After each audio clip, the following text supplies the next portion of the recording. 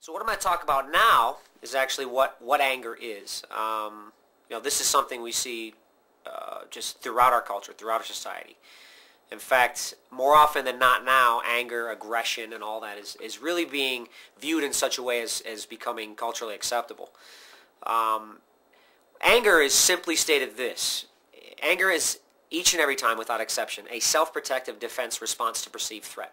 I'm going to say that again. It's a self-protective defense response to perceived threat.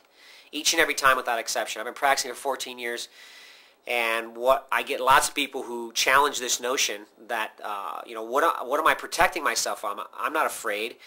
And in another video, I'm actually going to tell you exactly what you're afraid of. But in many regards, it's a very adaptive function in that when you are actually physically threatened, anger can actually protect you.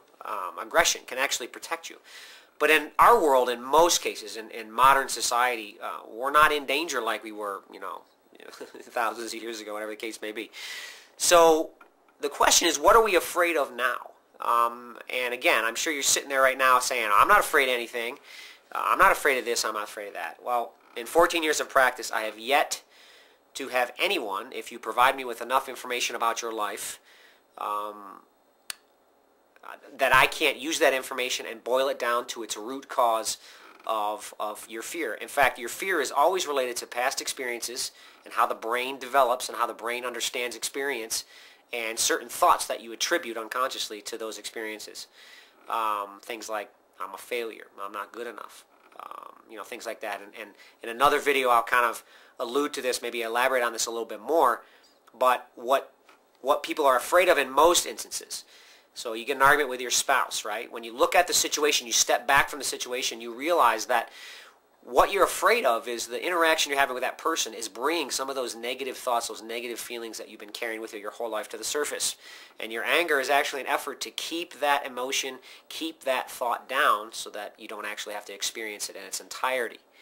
So absolutely true. Anger can be adaptive. And most people who have anger, they have kind of a misunderstanding about it. They think it's a bad thing. They don't want to lose it because they see it as having some value in a lot of cases. And there is some truth to that, but there is a drastic difference between anger and assertiveness. A person who has an anger problem, it's obvious because their anger, their choices starts affecting their relationships with other people, their job, their schooling, so on and so forth.